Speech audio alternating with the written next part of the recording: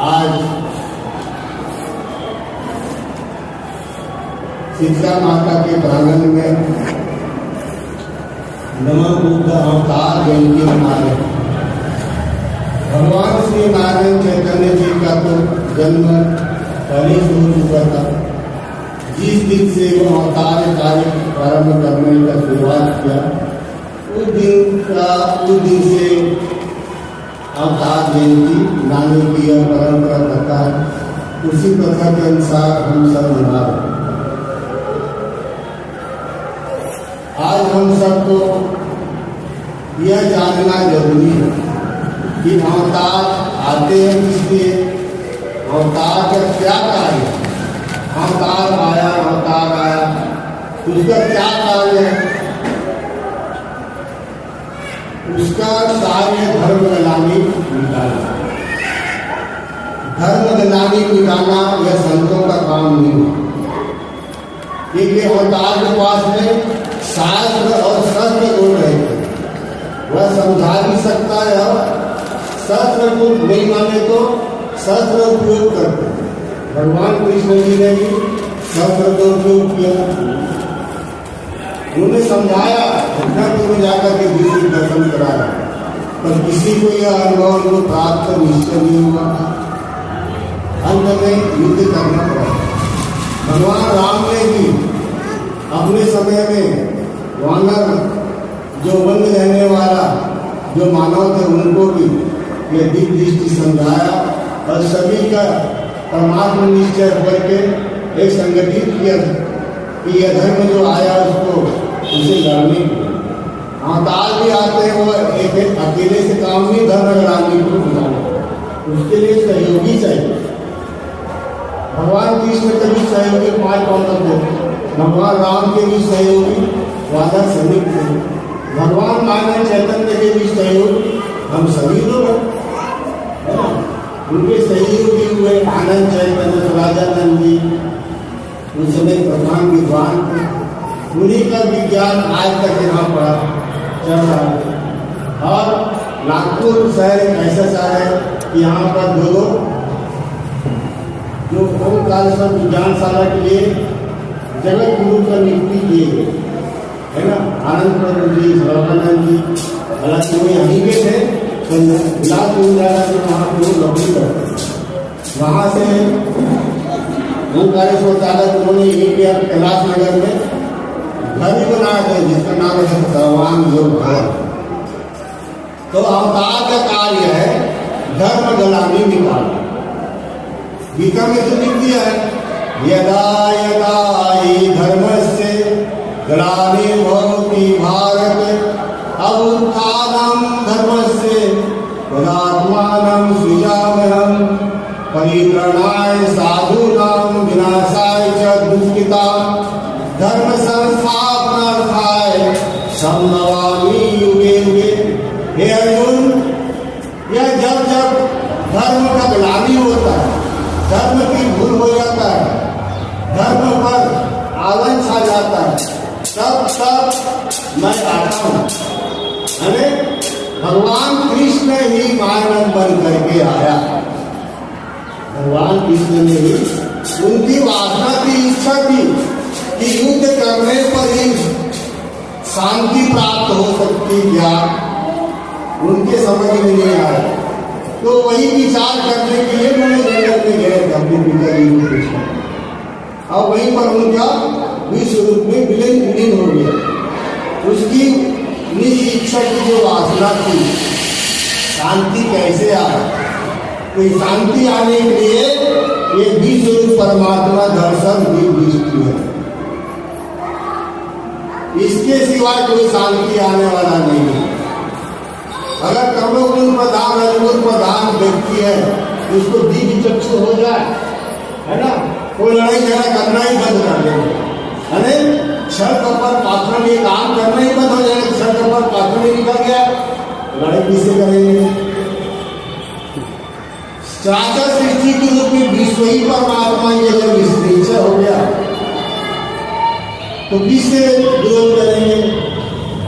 भगवान शंकर जी लिखते रामायण में, उमा जी राम सदन विगत काम निज प्रभु विश्व देखे ही जगत ही जगदीश्वर तो कई सब करे विरोध लड़ाई झगड़ा करने की मतलब भी नहीं। आप जो है वो मैं हो आप वस्तु जय जो होता है तो ऐसे ही होगा। रूढ़ पुरुष में सम रह जाता है, सम है बराबर। तो बराबर क्या है? संपूर्ण परमात्मा से ही बराबर सब में व्याप्त है। तो धर्म मतलब क्या? आज समाज में हिंदू धर्म, मुस्लिम धर्म, सिख, ईसाई नाना प्रकार के ये संप्रदाय ये धर्म नहीं है।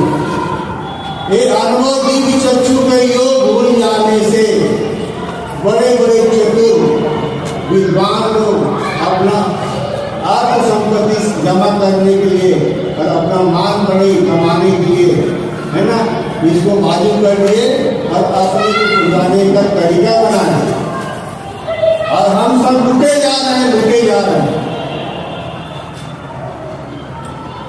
हमारे में बुद्धि नहीं के कर्म करवाने चाह रहे हो क्या?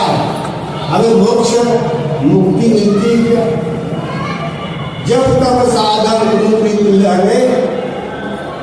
निज लीला न इससे कोई परमात्मा दर्शन नहीं है। ये दुनिया में दिख रहा है, हम सबके नजर में दिख रहा है, नहीं दिख रहा है क्या? पर करते क्यों है? स्वर्ग प्राप्ति की लालच नहीं करते हैं और या तो फिर नरक हम ना जाए इसके भय से ये सब काम करते हैं। अब विषय सब सामने दिख रहा है, समझ जाना किसानों का किसके ऊपर नहीं डाले यहाँ नहीं दिख रहा है क्या? सभी दिख रहा करके करते हैं स्वर्ग की प्राप्ति के लोग के लिए करते हैं। क्या कहते हैं? जब तक हम उपादास जितने भी कर्म कांड है स्वर्ग की प्राप्ति के लोग भी करते हैं। पर आज तक जितने भी किए उनको पूछो कि आपको स्वर्ग मिला क्या, मोक्ष मिला क्या, मुक्ति मिला क्या? यही जवाब आएंगे आज तक उनको मिला नहीं। या तो फिर बुरा कर्म किए तो हम नरक ना जाए इसके वैसे काम करते। पर बुरे कर्म किए से कोई बच सकता है क्या? कोई नहीं बच सकता। उसके पास में कोई रिश्वत नहीं है, न रिश्वत देता है। इसलिए दीनदयाल जी बोलते थे कि आप तक जो भी बुरा कर्म किए बेटा उसको तुम भूल जाओ, ना आप माफी मांगना नहीं, ना बुरा कर्म करना नहीं। परमात्मा रिश्वत लेता नहीं, इसलिए माफी मिलता भी नहीं। इसलिए आज से ईमानदारी से अपना वर्ण धर्म करते जा, इसी से सुख शांति की प्राप्ति हो सकती है। यही सिद्धांत है। तो धर्म मतलब क्या है?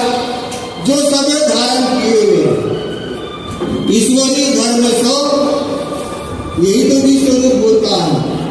ईश्वरीय धर्म सो विश्वरूप होता है। तो ईश्वरीय धर्म क्या है? ये संपूर्ण ऐश्वर्य मतलब भी दिख रहा है चार पानी के विस्तार में। ये ऐश्वर्य स्वभाव बल ऐश्वर्य रूप जो कुछ है जन्माही और सब मेरा ही रूप है। किसका रूप है? विश्व का तो रूप है। आप जितने भी बैठे हो कौन है? विश्व का तो रूप है, कोई दूसरा थोड़ी है। मैं विश्व रूप नहीं हूँ, यही भूल चुके। अब भूलने कारण से एक दूसरे से लड़ाई झगड़ा छल कपट ये सब हो रहा है। पर सबसे विश्व ही मैं भी विश्व हूँ, तो विश्व से विश्व की झगड़ा कर सकता है? आंख से आंख को झगड़ा करता है, आज तक दिखे हो? नाक से नाक, कान से कान को झगड़ा करता है? कोई नहीं करता। अरे अपना आप को पहचान लो, झगड़े को मतलब समाप्त। तो धर्म है ईश्वरीय धर्म, सब ईश्वर स्वरूप रस गण सतम ये सब में धारण किए हुए। क्या हमने धारण किए? जब भगवान मायानंद जी कृष्ण जी ने आए तब नहीं थे क्या? ये स्वयं को धारण था। पर इसका प्रकाशित करने वाला कौन है? अक्षर आत्मा निराकार जो सर्वशक्ति अक्षर आत्मा के प्रकाश में प्रकृति कार्य करता है, परमात्मा कार्य नहीं करता। परमात्मा एक अधिष्ठान है और उसका प्रकाशक अक्षर आत्मा है। अक्षर आत्मा के प्रकाश में प्रकृति उत्पत्ति स्थिति लय इस प्रकार के लीला वो कर रहा है। अब हमारे शरीर में हाथ पैर कान आंखें त्वचा है, ये कार्य करता है क्या? पर ये कार्य कराने वाला माला कौन है? ये भी करते हुए दिखता, आग पलक मारते हुए दिखता, नाक से श्वास खींचते हैं और देते हैं, मुंह से पानी बोलते हैं, खाना खाते हैं, कान से शब्द सुनते हैं, ये सब काम करते थे। ये यही मानक है क्या? इसका कोई मानक कोई दूसरा है, इसका मानक कोई दूसरा है जिसको बोलते हैं जीव आत्मा। जीव आत्मा को शब्द सुनने की इच्छा होगा तो उनका साधन है कान। जीव आत्मा को देखने की इच्छा होगा तो उसका साधन है देखने का। कि इच्छा कहाँ से? आँख को इच्छा नहीं होता, न नाक को इच्छा होता है, जिज्ञा को न कान को नहीं, इच्छा होता है जीव आत्मा। उसी में जिज्ञासा होगा कि मेरा स्वरूप क्या है, परमात्मा क्या है, मैं कहाँ से आया हूँ, मैं कौन हूँ, मेरा नया स्थान कहाँ है। सदगुरु के पास जाने से ये सब समझ में आ जाता है, दिव्य दृष्टि प्राप्त कर लेता है। तो दिव्य दृष्टि मतलब क्या? नारायण भगवान दिव्य दृष्टि देने अवतार आते हैं। दिव्य चक्षु जिसको बोलते हैं, जिसको ये सर्वांगी बोलते हैं, इसका पर्यायवाची शब्द है दिव्य दृष्टि। रामायण में भी लिखा हुआ है कि तुलसीदास जी कहते हैं कि मैंने जिसको दिव्य दृष्टि को समझ करके रामायण में लिखा हूं, तो पहले दिव्य दृष्टि को समझ लो, तब रामायण पढ़ने में आपको अति आनंद आएगा। तो दिव्य दृष्टि क्या है? बहुत लोग सुन रहे हैं और हम लोग सुनाते हुए रहते हैं कि दिव्य दृष्टि सर्वांगी दिव्य चक्षु। तो दिव्य दृष्टि क्या है? दिव्य दृष्टि यह प्रयोग को दिव्य दृष्टि है। दिव्य दृष्टि क्या है? एक प्रयोग का नाम दिव्य दृष्टि है। इसमें जो है तो क्या है? शब्द है, हाथ से स्पर्श है, जीभ से स्वाद है, नाक से गंध है, कान से शब्द है, इसमें सतोगुण रजोगुण तमोगुण है कि नहीं? अभी देशों में जाएंगे, ये हम सब के बीच में अनुभव कराए ना, सभी लोग जानते हैं ना, है कि नहीं? पर इसको प्रकट कैसे करेंगे? है तो हम सभी लोग ने अनुभूति किया है, तो यहाँ पे आज भाव, पर इसको प्रकट करने के लिए क्या है? प्रकट अभी नहीं है। प्रकट कब होगा? इसका नाम है प्रयोग करना। कान से शब्द सुनना, ये प्रयोग। आंख से रूप देखना है, तो रूप के लिए प्रयोग करें। तेज दिख रहा है क्या? तेज का प्रकाश में रूप दिखता है, इसमें जो स्वाद है वह अनुभव हो रहा है क्या? नहीं हो रहा है। पर ये प्रयोग जीभ से लगा देखो, इसमें गंध है पीठी तक, तो वो गंध का अनुभव प्रयोग जो देते हैं, नाक से सुन के देखो, ये प्रयोग, इसमें सतोगुण अच्छा हुआ,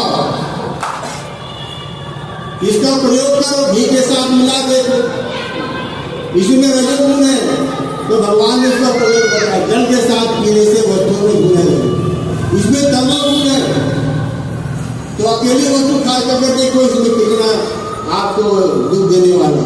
तो आग भाव जो भरा हुआ है, उसको प्रत्यक्षीकरण प्रयोग का नाम है दिव्य चक्षु।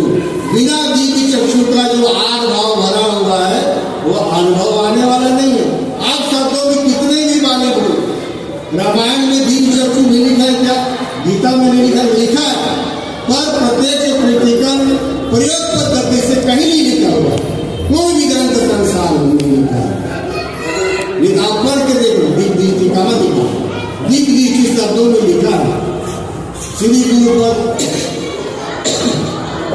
नगमणिगण ज्योति सुंदर दिव्य दृष्टि ये हो। ऐसे लिखा है। पर दिव्य दृष्टि अंतःकरण में होती कैसे होती है? बिना तत्वदर्शी श्री सद्गुरु के पास में जाने के बगैर ब्रह्म जिज्ञासा होगी, दिव्य दृष्टि आपको प्राप्त हो ही नहीं सकती। इसके लिए सद्गुरु की आवश्यकता है। दिव्य चक्षुमान सद्गुरु होता है, वो अनुभव के अंतःकरण में रहता है। दिव्य चक्षु कहाँ रहता है? अंतःकरण में। यह अनुभव कहाँ से प्राप्त कर रहे हैं? उसको रखने का स्थान क्या है? अंतःकरण। और यह जितने भी अनुभव इंद्रियों के द्वारा, मन के द्वारा, बुद्धि के द्वारा जो अनुभव होता है, वो रखने का स्टोर रूम कहाँ है? बैंक। हम ज़्यादा पैसा कमाए तो वहाँ रखते हैं बैंक में। तो जितना भी अनुभव प्राप्त करते हैं उसको रखने के स्थान कहाँ है? बैंक। चीज में यह ज्ञान बैठ गया तो आप जंगल में रहो, रोड में रहो, घर में रहो, आपका ध्यान में है, हृदय में है, तो आप किसी को भी दे सकते हैं।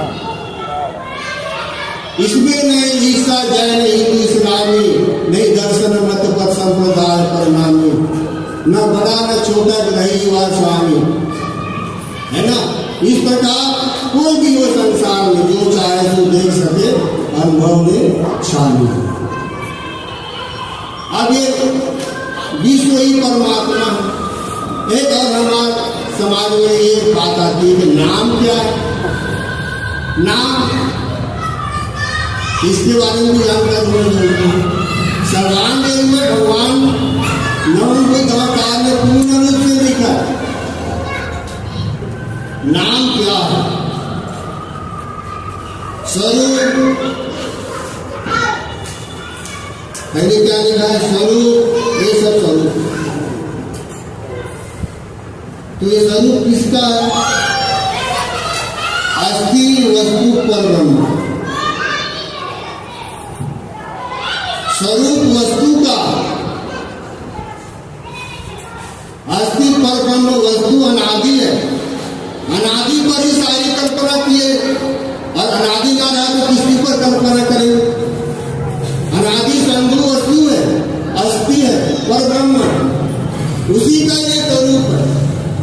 स्वरूप वस्तु का अनंत प्रकार के दृश्य आज दिख रहा है। देखो विस्तार में देखा, यही क्षण है। देखा तो क्या देखा? परिवर्तन स्वरूप में देखा।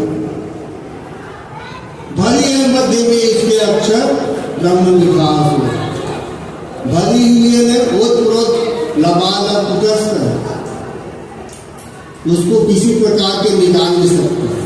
इसमें जो मिठास है, मिठास को निकाल सकते क्या? नहीं निकाल सकते। संत लोगों ने अपने अपने विचार रखे आत्मा के बारे में।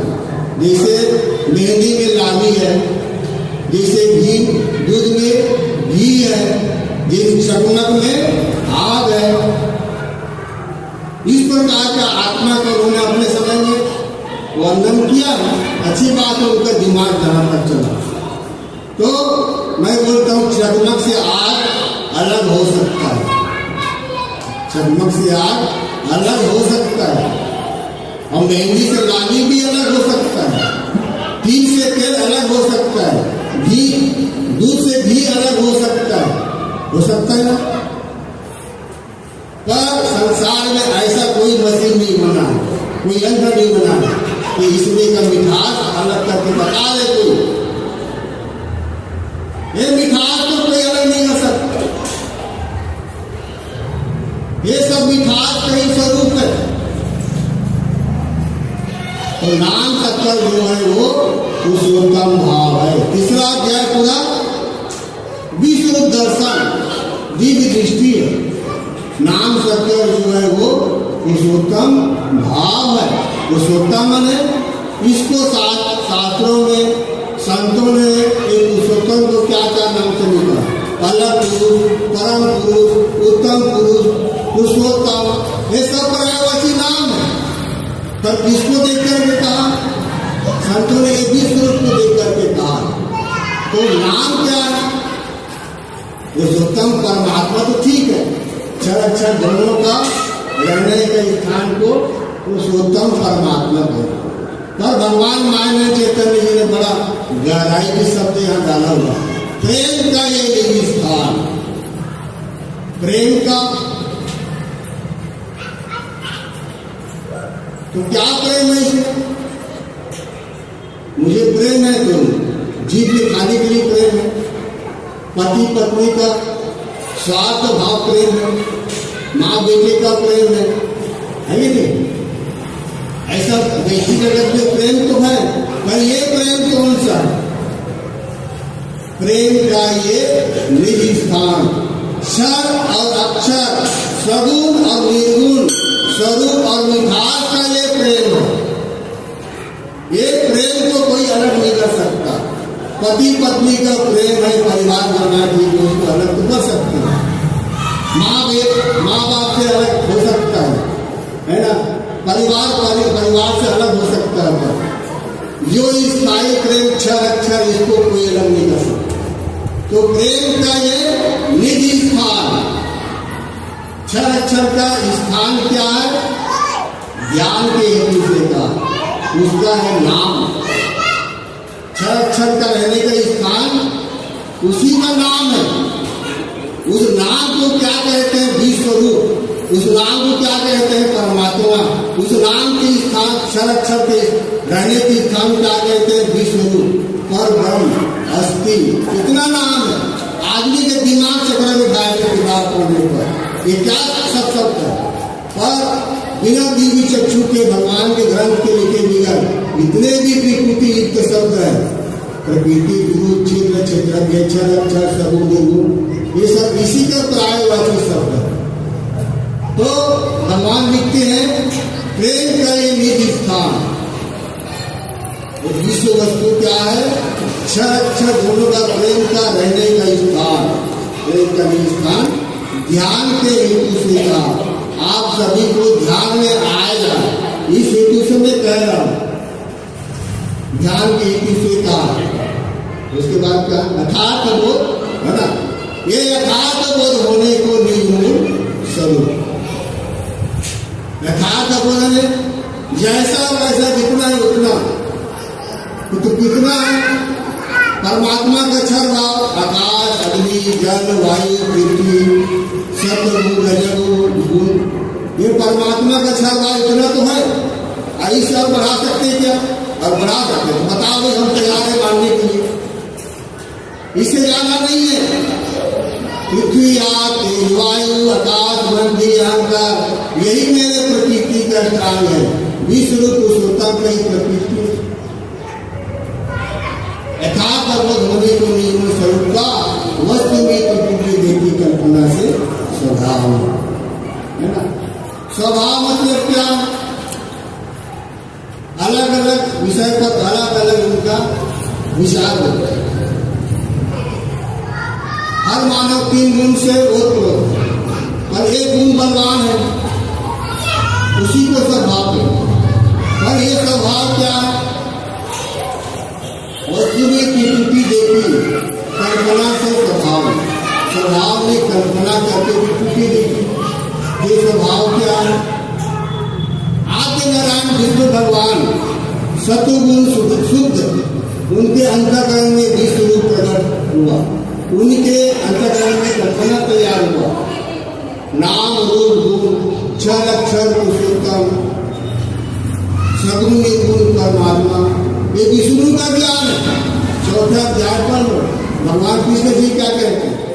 क्या मैंने यहाँ स्थायी आदि में शुरू से विष्णु परमात्मा ने, विष्णु परमात्मा कोई व्यक्ति नहीं, उसके अंतःकरण में स्वयं स्मरण हुआ त्रिपुटी होगी, वही त्रिपुटी योग है। मैं आपको बता रहा हूँ, यह त्रिपुटी योग है। भगवान माया चैतन्य जी ने वही परंपरा विद्या हम सबों के बीच में रखा। तो नाम हमें सगुण निर्गुण का रहने का स्थान।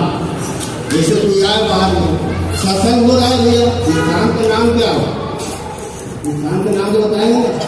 सत्संग हो रहा है तो कोई पूछेंगे वह स्थान कौन सा? मतलब सीता मंदिर नाम है कि नहीं? तो क्षर अक्षर का रहने के स्थान,